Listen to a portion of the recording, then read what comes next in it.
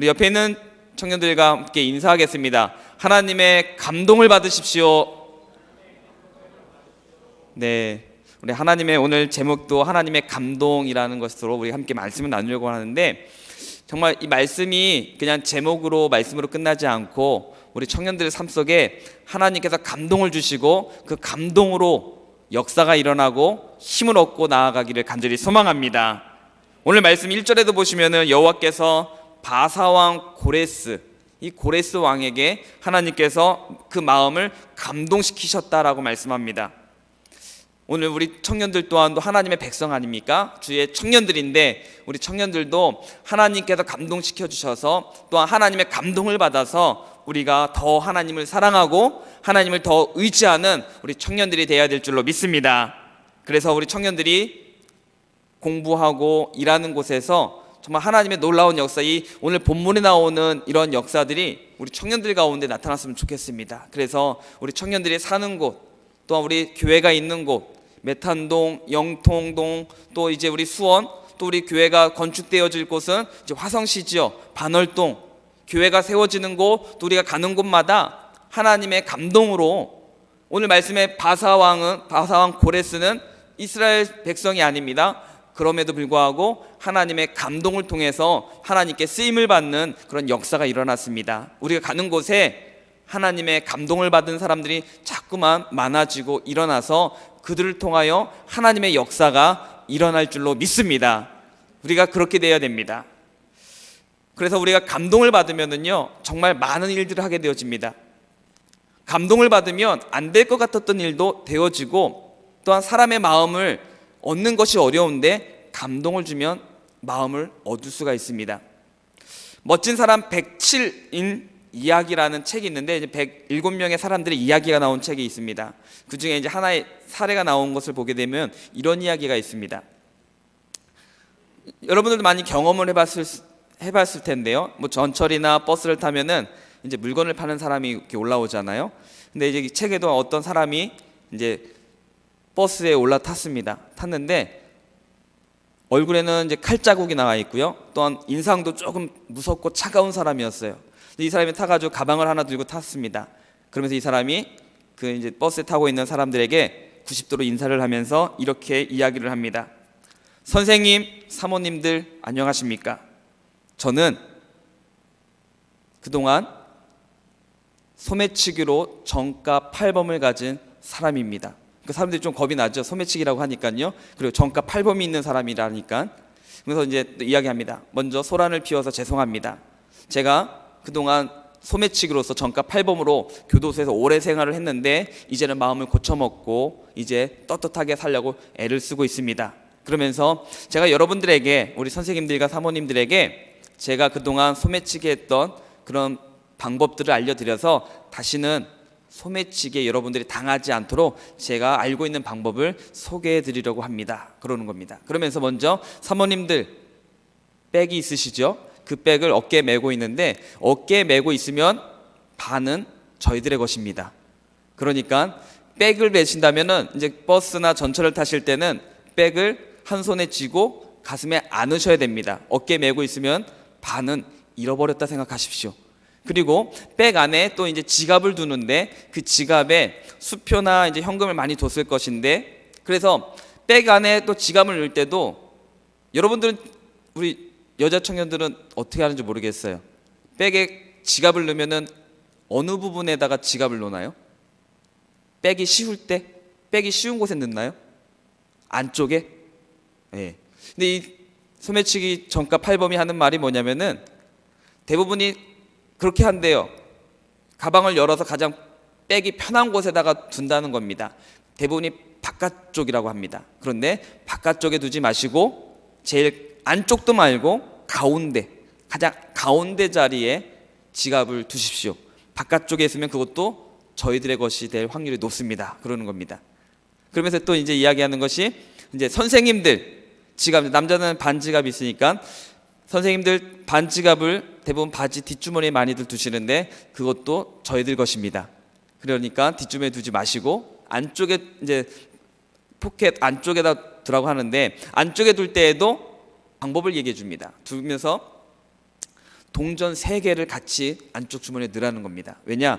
소매치기의 가장 기본이 뭐냐면은 남자 마이의 안쪽 주머니에 1cm 이상의 칼자국을 내는 것은 가장 기본이라고 합니다. 소매치기가 된다면 가장 기본적으로 하는 게 뭐냐면은 안쪽 주머니에 있는 밑단에 주머니 밑에 칼자국 내는 게 가장 소매치기의 기본이라는 거예요.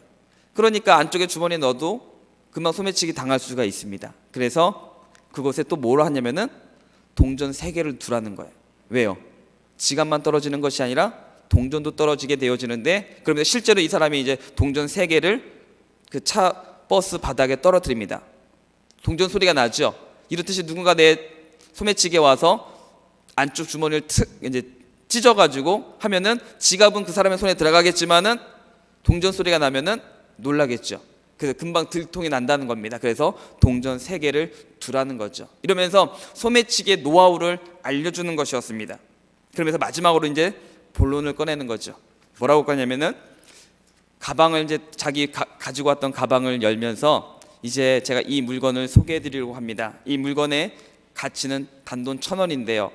저는 이제 그동안은 남을 속이고 남의 것을 훔쳐서 살아가는 소매치기 범이었는데, 이제는 떳떳하게 일을 해서 제가 라면을 사 먹더라도 제가 열심히 벌어서 사 먹으려고 합니다. 이것이 필요하신 분들은 단돈 1,000원에 사주시면 감사하겠습니다 하면서 90도로 딱 인사를 하는 것이었습니다. 앞에서 이제 자기가 있었던 이야기를 해주면서 딱 하니까 사람들이 어떻게 했을까요? 대부분 사람들은 원래 잘 안 사주잖아요. 그런데 맨 앞자리에 있는 남자분이 먼저 지갑에서 5,000원을 꺼내면서 5개를 사는 것이었어요.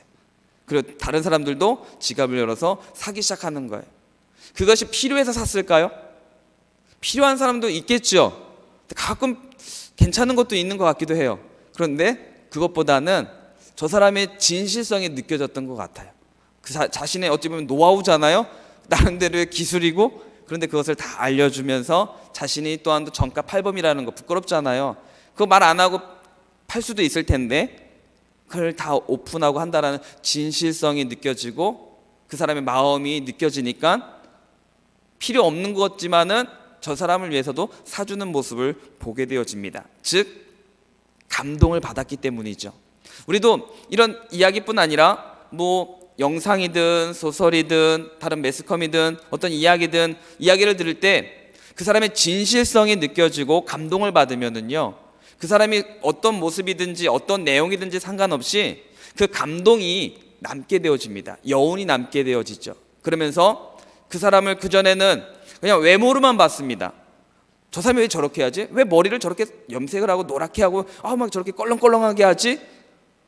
그렇게 생각됐던 사람도 그 사람과 이야기를 하고 그 사람을 통해서 마음을 얻고 그 사람에게 감동을 받으면은요, 어떻습니까? 남들이 그 사람에 대해서 단점을 말하고 안 좋은 이야기를 할 때에도 어떻습니까? 그 말에 동요되는 게 아니라 오히려 그 사람을 변호해주고 그 사람에 대해서 진실된 그 사람이 어떤 사람인지를 오히려 내가 안타까우니까 설명해주지 않습니까? 이처럼 우리가 감동을 받으면, 감동을 주면 이런 역사가 일어납니다. 사람 사이에서는 이런 일이 생기는데 하물며 하나님께서 감동을 주시면은요, 하나님께서 감동을 주시면 어마어마한 역사가 일어나는데 그것이 오늘 본문에 나오는 역사입니다. 오늘 본문의 사건은요, 아무리 다시 생각하고 다시 생각해도 이거는 있을 수 없는 사건입니다. 이 사건은 도저히 말로 또한 이론적으로 아무리 그래도 이 정도는 되지 않겠느냐라고 하더라도 오늘 이 사건은 도저히 말이 되지 않는 사건입니다. 하나님께서 감동을 주시니까 말이 안 되고 이해할 수 없는 사건도 하나님이 감동을 주시니까 너무나 쉽게 되어지고 너무나 일사천리로 되어지는 것을 보게 되어집니다. 여러분들 지금 나름대로 걱정하고 준비하는 것도 있겠죠. 또 우리 또 청년부 지금 이제 경희대에 전도하러 가는데, 지난 경희대에 가는데 이제 원래 우리 혜린이랑 목사님이랑 이제 약속된 시간이 오후 1시였습니다. 근데 제가 일이 생겨서 30분을 늦었었어요. 근데 혜린이가 그 30분 동안 먼저 전도를 했어요. 이제 설문지를 봤는데 우리 회장님도 반차를 내서 나왔습니다. 우리 희준 형제도 나와서 둘이 30분을 먼저 돌았대요. 그런데 30분 동안 한 사람도 설문지에 응해준 사람이 없더랍니다. 전도하는 게 아니었어요. 우리 교회 나오세요, 뭐 교회 한번 복음에 대해서 전한 게 아니라 설문지 작성해 달라는 건데도 안 해주더래요. 지금 이런 상황입니다. 근데 이런 상황 속에서 우리 전도하는 거 힘들구나, 안 되겠구나, 이렇게 되어지겠죠. 또 여러분들 각자 형편과 상황 속에서 뭔가 준비할 때에도 이거 힘든데, 어려운데, 이런 마음이 들 수도 있겠죠. 그런데 그런 상황 속에서도 하나님께서 감동시키시고 하나님께서 역사하시면 우리 가운데서도 역사가 일어날 줄로 믿습니다. 그럼 우리 또한도 마찬가지일 거야. 도저히 말이 안 되는데, 그래, 하나님이 하셨구나, 이렇게밖에 답이 되지 않을 것입니다. 하나님께서 바로 우리를 그런 상황 가운데 사용해 주시기를 간절히 소망합니다. 그렇게 되고 싶지 않으세요? 하나님께서 정말 하나님 해주셨습니다라고 고백되어지는 그런 감동을 주고 감동을 받는 역사가 일어나야 됩니다. 먼저 오늘 감동을 받은 사람이 나오는데, 그 사람은 바사왕 고레스 왕입니다. 고레스. 바사는 우리가 흔히 말하는 이제 페르시아죠. 페르시아. 이 페르시아가 나중에 원래는 작은 나라였습니다. 그런데 이 작은 나라가 대제국 바벨론을 먹습니다. 한마디로 점령을 합니다. 이 바벨론이라는 나라도 원래는 작은 나라였어요. 근데 이 바벨론도 그 앞에 아수르라는 대제국을 또 점령을 했거든요. 그러니까 작은 나라가 큰 나라가 돼서 정복을 합니다. 그러면 생각해 보세요. 정복자가 다른 나라를 정복했습니다. 그러면 그 정복한 나라를 힘으로 정복했으면은 그것을 유지하기 위해서는 계속 힘을 가하는 것이 정상이죠. 왜요? 같은 민족이 아니라 정복한 민족입니다. 그러면 그 정복한 민족을 계속해서 내 손 안에 두려면은 당근보다는 채찍으로 하는 것이 더 정상입니다. 그것이 고대 사회에서 계속 있었던 모습이에요. 그런데 이 바사왕 고레스는 독특한 방법을 씁니다. 각자의 종교도 인정해 줍니다. 이것까지는 이해가 될 수도 있을 겁니다. 그런데 그 종교를 인정해 주는 정도가 아니라 유대인들에게, 근데 역사를 보게 되어지면 유대인뿐 아니라 이제 그 바사의 통치에 있는 나라들에게 전체적으로 이제 명하기도 합니다. 그런데 오늘 성경에서는 하나님을 언급하면서 이제 유대에 대해 집중해서 말하는데, 하나님을 언급하면서 유대의 그 종교를 인정해주고 또 너희들의 성전이 무너진 것을 건축하고 하기를 원한다면 돌아가서 건축을 해라라고 오히려 독려하고 허락을 해주는 거죠. 그런데 이것은 아까도 말씀드렸듯이 말이 안 되는 겁니다. 왜냐? 고대 사회에서의 전쟁은 나라와 나라와의 전쟁 정도가 아니라 신과 신의 전쟁이거든요. 그러니 고레스, 바사가 믿는 그 신이 있을 텐데 이스라엘의 그 신을 섬기는 성전을 재건해라, 건축하라라고 한다는 것은요, 너희들 독립을 해라 라고 말하는 거랑 똑같은 거죠. 내가 점령을 했는데 그것을 풀어주는 겁니다. 자유롭게. 고대 사회에서 그것은 재산이거든요. 노동력입니다. 경제력입니다. 그런데 그것을 조건 없이 놔주는 거예요. 더구나 그럼 너희들 얼마 나한테 대가를 줘, 이것도 아니에요. 오히려 필요한 거 있으면 말해, 도와줄게. 성전을 재건하는데 필요한 것들 나한테 말해. 또 사람들이 내가 명령을 내려서, 국민에게 내가 명령을 내려서 필요한 것들 다 지원하게 해줄게. 이게 상식적으로 말이 되겠습니까? 그런데 하나님께서 감동을 시키시니까, 하나님께서 그 고레스의 마음을 감동을 시키시니까 역사가 일어납니다. 그런데 그냥 되어지는 것이 아니라 오늘 1절의 말씀을 보면은 여호와께서 예레미야의 입을 통해서 하신 말씀을 이루게 하시려고 감동을 주십니다. 하나님께서 우리 청년들 한 명 한 명에게 하나님께서 주시는 말씀이 있고, 또 오늘 이 시대에 하나님께서 택한 하나님의 백성 성도들에게 주시는 하나님의 말씀이 있고, 약속의 그 말씀을 하나님께서 이루시는데, 그 말씀을 이루실 때 하나님께서는 믿지 않는 사람에게도 감동을 주셔서 그 사람을 통해서 일을 하신다는 겁니다. 그래서 그 일을 통해서 하나님의 살아계심과 하나님의 역사를 보여주신다는 거죠. 이런 일들이 오늘 우리들에게도 얼마든지 일어날 수 있습니다. 얼마든지 오늘 우리의 삶 속에서도 분명하게 일어날 수 있습니다. 그래서 하나님을 모르던 내 주변에 정말 하나님 하면은 기독교 교회라고 하면은 학을 띄고 싫어했던 그런 사람들이 하나님을 높이고 하나님을 경배하며 하나님을 사랑하고 주의 몸된 교회를 사랑하면서 심지어는 하나님께 나아오는 역사가 있을 것입니다. 여러분, 우리는 교회 나오는 게 자연스럽고 또 몇 번 빠지다가 좀 어색하더라도 다시 나오는 거 그나마 좀 괜찮지요. 그런데 한 번도 교회를 나가지 않았던 사람이, 한 번도 교회를 오지 않았던 사람이 교회에 나온다라는 거, 이거는 그 사람에게는 충격일 겁니다. 문화 충격이죠. 한 번도 나가본 적 없는 사람이 그곳에 와서 예배를 드린다? 우리 입장에서는 와, 새로운 사람이 왔어, 새 가족이 왔어 반기고 하지만은 그 사람 입장에서는 정말로 문화 충격입니다. 너무나 어려운 일이에요.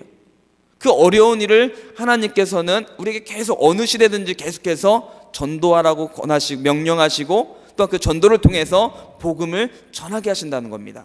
그 사람 입장에서 너무나 힘든 건데 하나님은 그 일을 행하십니다. 왜요? 하나님께서는 그 일을 통해서 하나님의 살아계심을 보여주고 또 하나님께서 얼마든지 우리들의 힘이 아니라 하나님께서 일하시는 것을 보게 해주신다는 겁니다. 그리고 그 사람 입장에서 나오는 것이 힘든 이유가 있습니다. 왜 그럴까요? 그냥 어색한 정도가 아닙니다. 그것은 이스라엘 백성이 애굽에서 나오는 거, 애굽에서 나올 때 쉬웠습니까? 어려웠습니까? 어려웠죠. 10가지 재앙을 하나님께서 보여주고 또 이제 10번째 재앙 장자의 죽음을 또한 앞에서 바로가 무릎을 꿇고 인정하고 보내줍니다. 그럼에도 불구하고 또 쫓아오지요. 너무나 힘듭니다. 애굽에서 나오는 거 전적으로 하나님의 은혜로 나아오지만 그 과정 또한도 보게 되어지면은 쉽지만은 않습니다. 두렵죠. 왜요? 애굽이 바로가 가만두지 않는 거예요. 계속해서 어떻게든 잡아두려고 하고 붙잡으려고 합니다. 심지어는 보냈음에도 불구하고 쫓아와서 방해를 합니다. 그렇다면 한 번도 나아오지 않았던 믿지 않는 그 사람이 교회 나온다는 것은요, 이스라엘 백성이 애굽을 나온다, 출애굽하는 것처럼 어려운 거예요. 왜냐? 애굽이 바로가 사탄이 가만두지 않기 때문이에요. 가려고 하면 또 방해하고 붙잡으려고 하고, 심지어는 한번 교회를 나왔어요. 포기할까요? 아닙니다. 이스라엘 백성이 애굽에서 나왔을 때에도 바로가 쫓아왔던 것처럼 계속 쫓아와서 방해하고 계속 괴롭힐 거예요. 그래서 새로 나왔던 청년들이, 새로 나왔던 성도들이 힘들고 어렵다가 또는 다시금 그 길로 돌아가는 경우가 있게 되어지는 겁니다. 그만큼 그것이 어렵기 때문이에요. 그러므로 우리는 그것을 왜 나오다 말지 이렇게 볼 것이 아니라 그것이 얼마나 어려운지를 우리는 이해하고 기다리고 견디고 포기하지 말아야만 합니다. 그때가 되어질 때까지 이스라엘 백성들 또한도 아수르에 의해서, 바벨론에 의해서 나라가 이제 멸망을 하고 포로로 잡혀오죠. 하나님의 택하신, 하나님의 언약 백성입니다. 그리고 하나님의 택하신 약속의 땅, 그 이스라엘 땅, 가나안 땅에서 이제 아수르라는 나라에 또는 바벨론이라는 나라에 포로로 잡혀왔습니다. 얼마나 이거 비참하고 처참합니까? 더구나 하나님의 약속의 백성들이 그 약속의 땅에서 지금 떠나왔습니다. 의지와 상관없이 돌아갈 수도 없게 되었습니다. 이런 상황 속에서 하나님께서는 70년이라는 시간을 기다리게 하셨습니다. 오늘 우리 가운데서도 내가 전도하고 싶은 사람, 내가 전도해야 될 사람이 있을 때 당장 되어지지 않을 겁니다. 그 사람을 계속 붙들고 있는 사탄이 놓지 않으려고 할 겁니다. 그럼에도 불구하고 우리는 계속해서 애쓰고 힘쓰고 준비하면 하나님께서는 하나님의 때가 되었을 때, 70년이라는 시간이 되었을 때 역사가 일어났던 것처럼 오늘 우리들 가운데서도 그 때가 되어지면, 우리는 그 때가 될 때까지 포기하지 않고 힘쓰고 기도하며 나아갈 때 하나님께서 일하여 주시는 줄로 믿습니다. 그 때가 되어지면 하나님께서 역사해 주십니다. 아까 1절에 예레미야를 통해서 하신 말씀이 있다고 했는데, 예레미야 29장 10절에 보시면 이렇게 말씀합니다. 바벨론에서 70년이 차면 내가 너희를 돌보고 너희를 이곳으로 돌아오게 하리라. 정확히 말씀하거든요. 바벨론에서 70년이 차면 내가 너희를 돌보고 너희를 이곳으로 돌아오게 하리라 라고 말씀합니다. 70은요, 우리는 숫자에 대해서 의미를 두면은 뭐 4는 안 좋은 숫자, 7은 뭐 좋은 숫자, 특히 중국 사람들은 8을 또 좋게 보지 않습니까? 자, 근데 이스라엘 사람들은 7을 완전수로 봅니다. 왜요? 하나님께서 7일 만에 세상을 창조하셔서 완전수로 봅니다. 그리고 10도 만수로 봅니다. 숫자가 이제 10에서 딱 끝나고 다시 11로 시작되어지잖아요. 그래서 10도 만수로 봅니다. 7은 완전수로 보고, 그래서 7과 10, 그리고 이스라엘 사람들은 또 12라는 숫자도 완전수로 봅니다. 12지파, 12제자, 그래서 12라는 숫자 또한도 유대인들에게는 완전수로 또 보게 되어지는데, 이처럼 70년이라는 기간 또한도 그냥 70이 아니라 그 유대 사회 속에, 유대인들의 문화 속에서 70이라는 숫자는 완전수입니다. 즉 하나님의 때가 완전히 되어졌을 때 하나님께서 역사해 주신다는 거죠. 오늘 우리들 가운데서 하나님의 때가 되어질 때까지 우리의 기도가 차고, 우리의 말씀이, 우리가 하나님 앞에 세워지는, 섬기는 그 모든 것들이 차게 되어지면, 준비가 되어지면 하나님께서 역사하셔서 감동시키신다는 말씀입니다. 오늘 우리가 그것을 기억하면서 내게 주어진 시간 속에서 준비되어져서 하나님께서 내 생활 속에 감동의 역사가 일어나는 우리 청년들이 되기를 소망합니다. 하나님은 불가능한 것 같았던 이 바사의 고레스 왕을 감동시키셨습니다. 정복자입니다. 힘으로 그 앞에 설 수 있는 사람이 아무도 없습니다. 그런데 이스라엘의 회복을 위해서 하나님께서는 그 정복자를 도구로 사용하셨습니다. 그러기에 오늘 우리가 복음을 전할 대상자가 아무리 완고하고 또는 저 사람은 도저히 안 되겠구나 할지라도, 그렇게 보이는 사람일지라도 포기하지 말고 전도하며 기도하며 나아가야 될 줄로 믿습니다. 자, 그래서 우리 경희대 가서 전도할 때도요, 흡연 장소가 있거든요.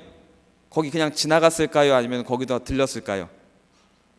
예, 전도하러 가는데 담배 피우고 있는 사람한테 전도를 하는 게 어떨 것 같으세요? 근데 물론 갔는데 그분이 이제 수업 있다고 금방 가기도 했어요. 근데 그곳에 가서도 설문지를 주고 이제 전도를 하려고 합니다. 담배를 지금 피겠지만은, 지금 술을 마시겠지만은, 그런 사람일지라도 주님을 만나고 하나님께서 그 사람 마음을 감동시키시면 얼마든지 하나님의 백성으로 돌아올 수 있기 때문입니다. 여러분들 주변에도 이 사람은 도저히 안 될 것 같은 사람, 오히려 그 사람을 위해서 기도하고 하나님의 때가 되어질 것을 소망하면서 나아갈 때 하나님께서, 우리가 그 때는 모르잖아요. 하나님의 그 때가 언제인지 모르기 때문에 그 때가 오늘이기를, 그 때가 오늘이기를 믿는 마음으로 나아가서 그날이 날마다 오늘이기를 하는 마음으로 나아갈 때 하나님의 때가 되어졌을 때 하나님께서 오늘 우리들 가운데 그런 역사를 일으켜 주십니다. 그러기에 포기하지 말고 끝까지 우리가 기도함으로, 그래서 우리 청년부 안에 전도의 열매가 풍성히 맺기를 바라겠습니다. 우리 가운데 정말 이 자리가 지금 이제 두 줄이 거의 꽉 찼어요. 지금 보시면은 두 줄이 꽉 찼습니다. 우리 네 줄이에요. 그렇죠? 지금 이 상태에서 또 두 줄이 더 차서 우리 청년들이 우리 어른들보다 더 많아지는, 그래서 여기가 본당이기보다는 청년부실, 네? 우리 여기가 청년부실이 되는 그런 역사가 일어나게 될 줄로 믿습니다. 아멘. 네, 그래서 우리가 그 일은 그냥 대신 가만히 있어서는 안 되고요, 우리가 그런 믿음으로 나아가야 됩니다.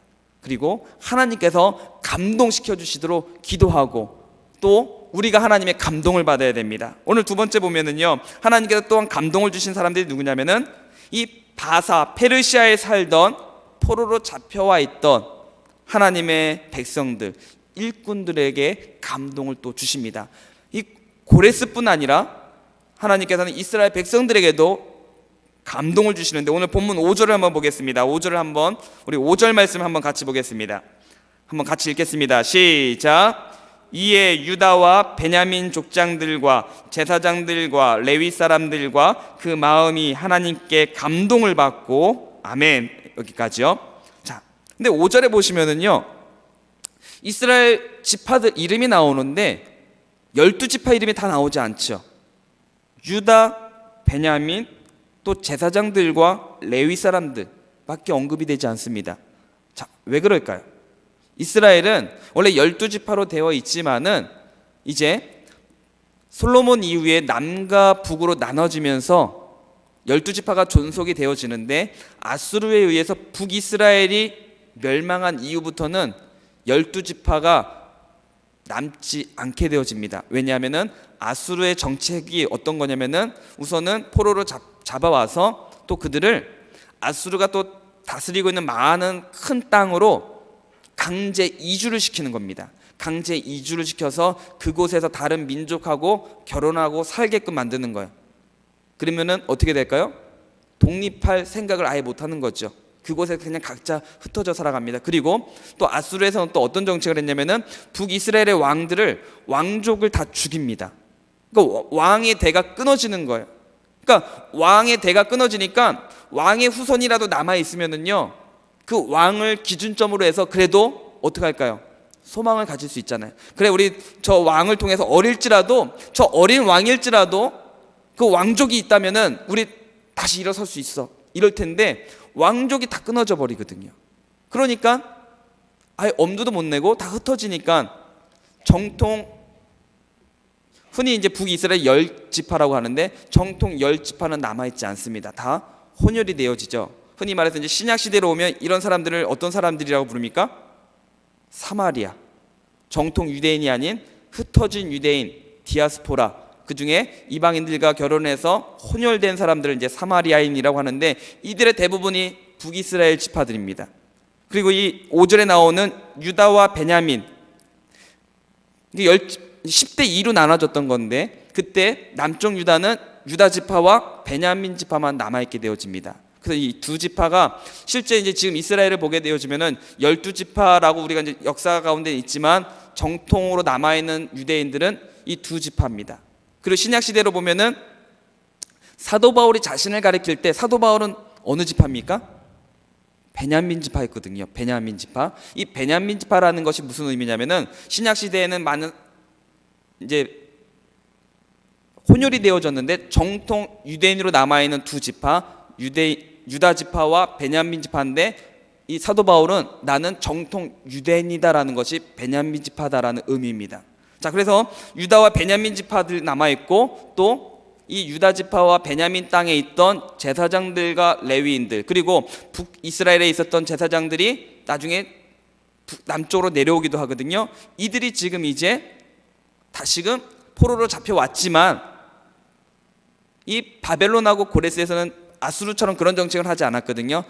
왕족을 다 죽이거나 또는 다 흩트는 정책을 하지 않았습니다. 그래서 왕족도 남아 있었고 또 흩어지지 않았고 살게 되어지니까 나름대로 모여서 마음을 다시금 가다듬고 다시금 독립될 날을 준비하며 살아왔습니다. 자, 그런 가운데 성전은 예루살렘에 있고 파괴가 되었습니다. 그러면은 그들의 신앙을 지키기 위해서 만들었던 것이 있어요. 그게 뭘까요? 그게 회당입니다. 이게 바벨론 포로 때, 바사 시대 때 유대인들이 그 성전에서 나아가서 제사를 지낼 수 없었던 그들이 모여서 율법을 읽고 나눌 수 있었던 곳이 뭐냐면은 그것이 회당입니다. 그래서 이 포로 때 만들었던 곳이 신약 시대에 와서도 계속해서 회당을 계속 유지를 해오게 되어지는데, 이들이 그곳에서 계속 모여서 율법을 듣고 준비를 하는 가운데 하나님께서 먼저 고레스를 감동시키시고 그를 통해서 너희들 가고 싶으면 가고 성전을 재건하고 싶으면 해 라고 말할 정도로 그렇게 하나님께서 믿지 않는 사람을 통해서 푸시를 하고 있는 겁니다. 그리고 이제는 믿는 그들을 통해서 하나님이 감동을 주셔서 그들에게 그래 가자 라는 마음을 갖게 하죠.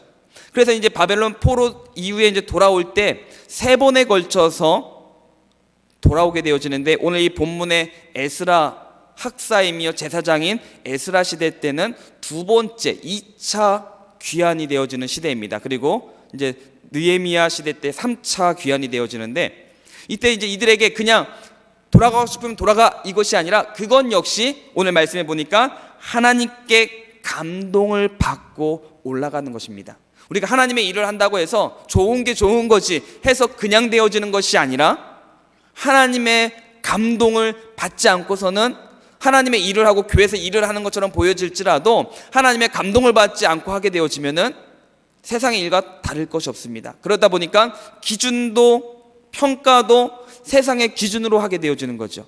그러다 보니까 다툼도 또는 좌절도 실망도 되어지는 겁니다. 그러나 하나님께서 주신 감동으로 하게 되어지면 다툼도 일어나기도 하고 실수도 있게 되어지지만 서로가 독려하고 세워줄 수 있게 되어지는 것입니다. 오늘 우리들 가운데 우리가 다시 한번 그래 우리 전도도 하고 또 우리 수원동부교회 또 건축도 이제 나아가는 가운데 있을 때 우리가 그냥 되어지는 것이 아니라 우리 청년들이 우리 성도들이 하나님의 감동을 받아서 우리가 전도도 하고 건축도 하고 예배를 드리는 우리 수원동부교회와 우리 청년들이 되기를 간절히 소망합니다. 우리도 감동을 받아야 돼요. 우리 또한도 감동을 받아서 하나님의 일에 기도하고 예배 자리도 주의 성령께서 우리 마음을 흔드셔서 하나님이 주시는 그 마음으로 기뻐함으로 자원하는 마음으로 나아가게 되어지면 하나님께서 오늘 우리들 가운데 놀랍게 새벽 이슬과 같은 청년들을 세워 주실 겁니다. 우리 한 사람 한 사람이 그렇게 세워질 줄로 믿습니다. 미국의 칼럼니스트 중에 페리라는 사람이 있습니다. 이 사람이 이제 한번 자기가 꿈을 꿨는데 그 꿈을 꾼 것을 가지고 칼럼을 쓴 적이 있었습니다. 그 꿈은 어떤 내용이냐면 이런 겁니다. 꿈이었는데 꿈에 천국을 간 것이었어요. 천국에 가서 이제 막 하얀 옷을 입은 사람들이 많이 있는 거예요. 가서 이제 너무 좋은 거예요. 천국에 왔다고 생각이 되어지니까 너무 좋았습니다. 막 아름답고 평화스러운 느낌이 막 보이는 거예요. 그래서 이 사람이 이제 보이는 사람에게 가서 내가 뭐 도와줄 일이 있어요? 도와줄까요? 이렇게 얘기를 하는 거예요. 너무 기쁘니까 도와주고 싶은 겁니다. 내가 천국에 왔어 하는 마음에 도와주고 싶었습니다. 그랬더니 안 도와줘도 돼요. 그냥 당신은 그냥 편안히 쉬세요. 그러는 겁니다. 이 사람 참 마음이 참 좋구나. 마음을 가졌습니다. 근데 그냥 있자니 좀 너무 심심한 거예요. 심심해요. 그래서 심심해서 혹시 여기 골프장 없나요? 골프를 치고 싶은데 이러는 겁니다. 그랬더니 여기는 골프장은 없습니다. 그냥 쉬세요. 그러는 겁니다. 근데 그냥 쉬더니 너무 따분하잖아요. 그래서 그러면 텃밭이라도 좀 가꾸게 좀 밭을 좀 가꿨으면 좋겠습니다. 그러니까 여기 다 먹을 것도 남아서 당신 일하지 않아도 돼요. 그냥 쉬세요. 그러는 겁니다. 그랬더니 이제 이 사람이 쉬는데 시간이 지나갈수록 따분하기만 한 거예요. 아니 무슨 천국이 이래? 따분한 거예요. 그래서 이제 이 사람이 이제 묻습니다. 아니 왜 천국이 이렇게 따분하고 할 일이 없습니까? 라고 물어보니까 그 사람들이 깜짝 놀라면서 말하는 겁니다. 아니 이 사람이 여기가 무슨 천국이야? 여기는 지옥이라고 이러는 겁니다. 하얀 옷을 입고 있고 평안해 보였던 그곳이 지옥이에요. 왜 그럴까요? 무조건 쉬고 아무것도 안 하는 게 그곳이 지옥이라는 거죠. 하나님이 계시지 않은 곳입니다. 오늘 우리 가운데서 여러분 생각해 보십시오. 내가 하나님의 말씀을 듣고 보고 찬양하고 기도를 해요. 그런데 하나님의 일을 위해서 하나님 나라를 위해서 내가 아무 일도 하고 있지 않다면은 나는 하나님의 백성일까요? 하나님의 일꾼일까요? 하나님의 제자일까요? 예배 자리에 있음에도 불구하고 말씀을 보고 묵상도 하고 큐티도 하고 하는데 내 삶 가운데 하나님의 일은 전혀 없어요. 그렇다면 나는 하나님의 백성으로 살아가고 있느냐라고 하는 겁니다. 아무 일도 없습니다. 아무 일도 안 하고 있어요. 나는 그냥 예배만 드리면 돼요. 이렇게 생각되어진다면 이 페리라는 사람이 꿈에서 봤던 그곳이 오늘 우리의 삶의 현장일 겁니다. 나는 하나님을 믿고 있다라고 하지만은 하나님의 일에 대해서는 아무것도 하지 않고 있는 그런 사람의 천국인 줄 알았는데 지옥에 있는, 난 하나님 믿고 있는 줄 알았지만 믿지 않고 있는 그런 삶의 현장일 수 있다는 겁니다. 그러기에 우리는 항상 하나님 말씀 앞에 깨어서 우리의 현장은, 우리의 삶은요 하나님의 역사의 현장이 되어야 됩니다. 하나님의 역사가 오늘 우리의 가정에, 내 삶 가운데 나타나야 돼요. 작을지라도 내가 전도해서 그 사람이 믿었다라는 역사가 아니라, 물론 믿음의 역사가 일어나면 좋고 전도의 열매가 열리면 좋은데 우선 우리가 해야 될 것이 뭐예요? 내가 전하는 게 먼저 있어야 되는 거죠. 몇 명 전도했느냐를 떠나서 나는 전하는 삶이 있느냐, 복음을 전하고 교회 예배에서 섬기는 모습이 있느냐라는 것입니다. 그 섬김의 결과를 떠나서 그 섬김의 모습과 내 삶에, 내 손에, 내 입술에 그런 모습이 있느냐라는 것입니다. 한번 되돌아보십시오. 하나님 앞에 내가 지금 어떠한 모습으로, 어떠한 삶으로 나아가고 있는지를 살펴보면서 정말 하나님의 감동을 받았다면 견딜 수 없을 겁니다. 안 하고는 못 베길 겁니다. 왜요? 믿지 않는 고레스 또한도 이스라엘 백성들을 보내주고 싶은 마음이 생기니까요. 하나님을 경외하는 사람이 되었으니까요. 그렇다면 믿는 사람들을 하나님이 감동시키신다면 이거는 비교할 수가 없는 거죠. 하나님의 일에 예배 자리, 피곤하다라는 말, 힘들다라는 말이 나올 수 없을 것입니다. 힘들더라도 감사함으로. 여러분 좋아하는 거 힘들어도 하잖아요. 피곤해도 하려고 하잖아요. 하기 싫은 거는 피곤하다라는 이유로 안 하려고 하고요. 우리가 하나님의 일 앞에서 어떤 자세인지를 한번 점검해 보면 좋을 것 같습니다. 그래서 우리 청년들도 하나님께서 감동시켜 주셔서 피곤할지라도 힘이 들지라도 견디며 이겨서 우리 청년들 가운데 하나님의 놀라운 역사가 일어나게 될 줄로 소망합니다. 마지막 세 번째로 하나님이 감동시켜 주시는 사람은요, 고레스였고, 그리고 이스라엘 백성들이었고, 세 번째로는 바사, 페르시아의 모든 사람들이었습니다. 6절을 보시면은 6절을 한번 보겠습니다. 그 사면 사람들이 온 은그릇과 금과 물품들과 짐승과 보물로 돕고 그 외에도 예물을 기쁘게 드렸더라라고 말씀합니다. 하나님께서 얼마나 감동을 시키셨든지 그 바사의 페르시아 그 백성들이 온갖 보물과 예물로 기쁘게 드렸습니다. 하나님의 성전을 건축하는데 자신들이 믿는 신의 성전이 아니라 자신들에게 정복당한 약한 그 민족의 신을 섬기는 성전을 재건하는데 자신의 것을 기쁘게 드린다? 말이 안 되는 거죠. 그런데 그 말이 안 되는 것을 하나님께서 이루어 가신다는 겁니다. 오늘 우리 삶 가운데 말이 안 되는 가운데 사람들이 오히려 내 필요한 것을 돕는 역사를 주는데 그것이 바로 하나님께서 그들을 감동시키실 때 하나님께서 이루어 주신다는 겁니다. 이와 같이 하나님이 감동을 주시면 모두가 즐거이 헌신할 수 있습니다. 우리 청년부도 우리 예배가 우리의 모임이 즐거움이 되기 위해서는 먼저는 하나님의 감동이 하나님의 성령이 우리 가운데 충만하게 되어지면 그 모임의 내용과 사람의 숫자와 상관없이 즐거움으로 기쁨으로 모이게 되어지고 나누게 될 줄로 믿습니다. 그래서 우리 청년들이 모일 때마다 여러분 항상 기도하셔야 돼요. 하나님의 성령이 우리 가운데 임하여 주시옵소서. 성령의 역사가 있게 하여 주시옵소서. 기도하시고 성령의 임재 가운데 우리가 나아가게 되어질 때 작을지라도 그곳에서 하나님께서 역사해 주십니다. 그래서 하나님께서 감동을 주시면 불신자들 통해서도 하나님의 전을 건축하게 해 주신다는 겁니다. 생각해 보세요. 포로가 돌아는 가는데 돌아갈 수는 있습니다. 보내주면은. 그런데 돌아갔어요. 가서 성전을 건축하는데 그냥 되어집니까? 우리도 동북에 우리도 지금 이제 건축을 하는데 그냥 지어집니까? 우리도 지금 몇 년 계속 준비해왔지만 더 필요해요. 물질이 필요합니다. 그런데 포로로 오래 잡혀있던 70년이라는 시간 속에서 건축을 위해서 준비할 수 있는 재물이 있을까요? 없습니다.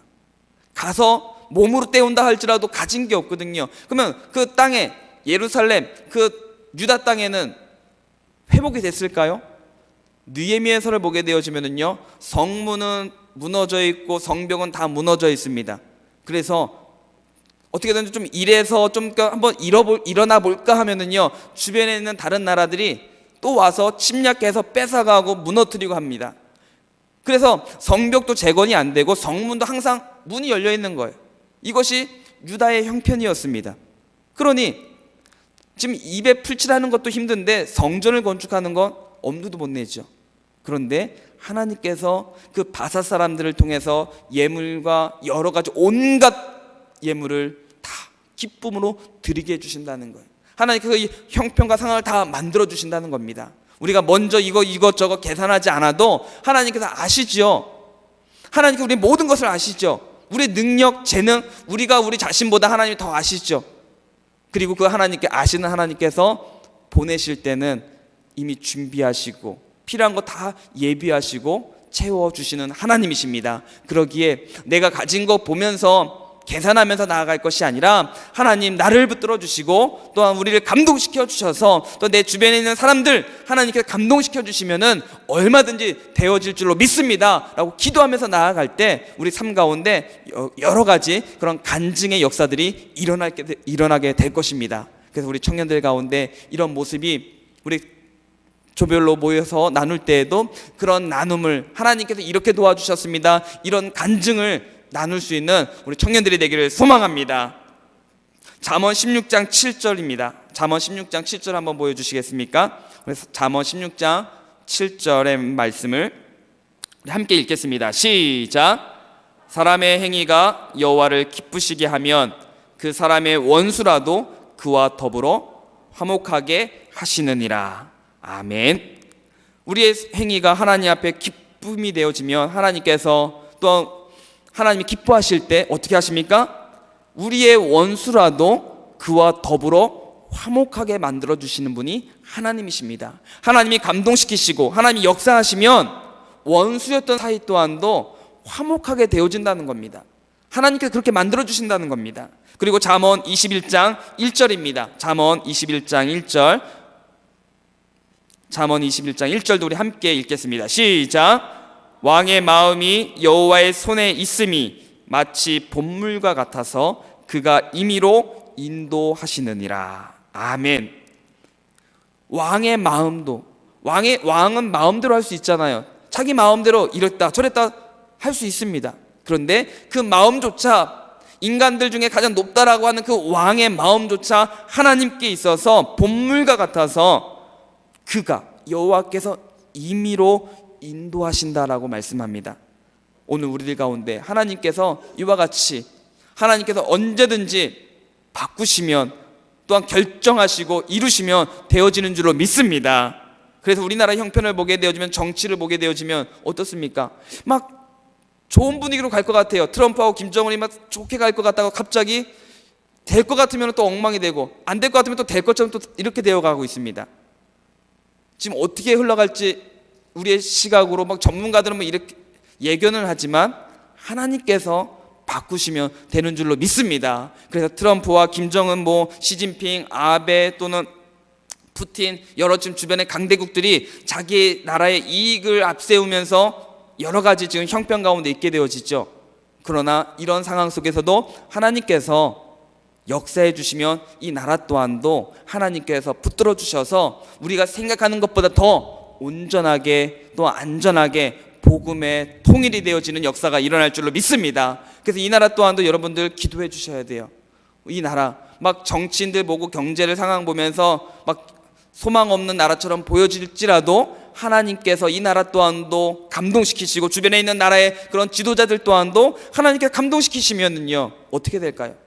각자가 자기 이익을 위해서 애쓰지만 하나님께서 감동시키시면은요 그들도 기쁨으로 들여서 이 나라를 회복하는데 하나님께서 사용해 주실 줄로 믿습니다. 그러기에 우리가 나라를 위해서 기도하고 또 여러분 각자의 형편 속에서 하나님 도와주십시오, 감동시키셔서 역사해 주십시오라고 기도하고 응답되어지는 우리의 삶이 되기를 소망합니다. 그래서 세상의 모든 만사, 모든 일은 하나님의 손에 달려있음을 믿고 하나님의 도우심 속에, 하나님의 인도하심 속에 나아가기를 소망합니다.